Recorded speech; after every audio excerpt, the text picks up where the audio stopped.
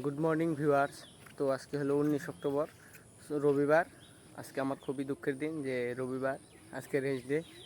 তো আমার ভালো লাগে না রেস্ট করতে, আমার এক্সারসাইজ করতে ভালো লাগে।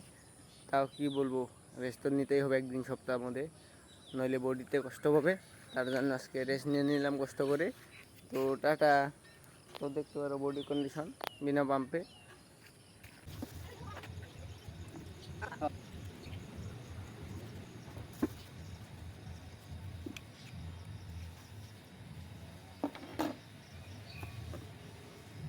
সানডে হইয়া মানডে, রোজ খাও আনডে। রবিবারের দিন আমার কাম চলছে,